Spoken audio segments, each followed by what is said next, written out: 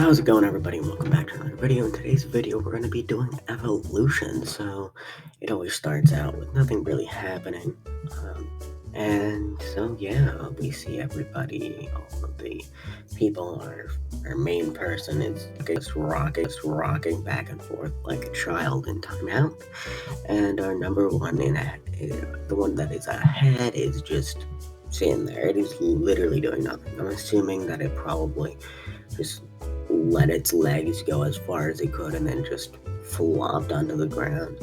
See, the idea here, my main goal was to get it to eventually start walking. As you can see, the design here is very conducive for walking. It kind of looks like legs in a way. It looks like them if you were to get them sideways and then just make it work. And cue a time lapse in now.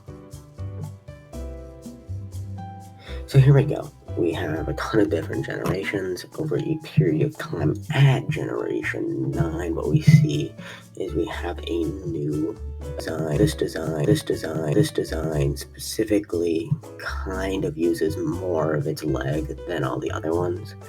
Although I will say our 8th generation one did use both legs. The 9th generation winner uses its entire leg. You could kind of see it earlier. You could see it used its knees, it used its feet, and so basically the same thing happens for a while until about generation 17. In generation 17, this one is different because we have a new victor by a long shot, and this victor uses its entire leg very efficiently, and you can see it about now. Yeah, so you can see its leg is moving, its foot is moving, everything about it is moving. And so then it continues for a while. You do a time lapse and you can kind of see that this new design using both feet just kind of carries on, and there's just slight upgrades to it. And just continues on. 36, you can see it. It uses every part of its leg, and it uses both of them. You can see it there. It also, and you can see some of the other, I don't really know what to call them, figures use its head as well, which is kind of funny. And then we're going to just wait for a bit.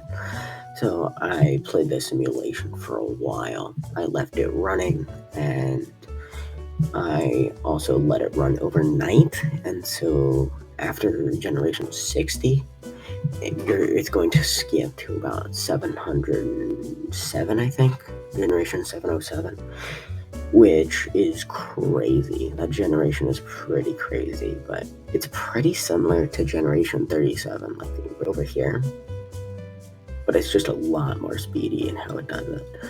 You can see that it uses all of its leg right now, including its neck. And so here we go. Now we're going on a time lapse for a bit until generation 60. It kind of stays the exact same. The only builds that are faster aren't faster by that much, and you can see it kind of plateaus for a while. So now cue generation 706. You can see it uses every part of its leg. It uses its other leg as well, and it uses its neck, it uses its knee, it uses its feet, it uses everything that it possibly can to propel itself forward. And it is pretty interesting considering that I was expecting it to, get up and start running. I actually did a simulation with this exact same design, and it did run.